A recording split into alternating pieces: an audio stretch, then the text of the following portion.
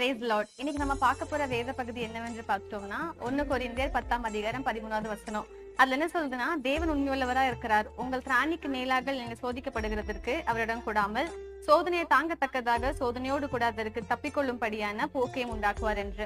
இன்னைக்கு நம்ம வாழ்க்கையில அநேகருக்கு அநேக பிரச்சனை கவலை உண்டு. சிலருக்கு படிப்பு குறித்த கவலையா இருக்கலாம், சிலருக்கு கடன் பாரமா இருக்கலாம், சிலருக்கு தீராத வியாதி, நோய், வறுமையா இருக்கலாம். இப்படி அநேகருக்கு அநேக ஒரு பிரச்சனை. அப்போ ஏதோ ஒரு சிச்சுவேஷன் நம்ம ஏசப்பாவை கொஸ்டின் பண்ணிருப்போம்.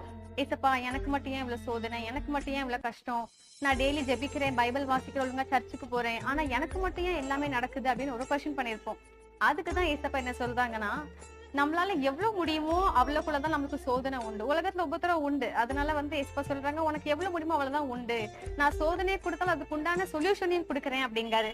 இப்போ யோபு எடுத்துட்டோம்னா பைபிள்ல அவருக்கு எவ்வளவுதான் சோதனை வந்தாலும் என்னைக்குமே கொஸ்டின் பண்ணாம ஏசப்பாவை விசுவாசிட்டே இருந்தாரு. அதே மாதிரிதான் நம்மளுமே எதுக்கு இந்த சோதனைன்னு கேட்கறதுக்கு பதிலா இந்த சோதனையை மேற்கொள்ள ஞானத்தை தாங்க, புத்தியை தாங்க, பலத்தை தாங்க அப்படின்னு சொல்லி ஒவ்வொரு நாளும் அதுக்குண்டான ஜெபத்தை நம்ம ஏறெடுப்போம்.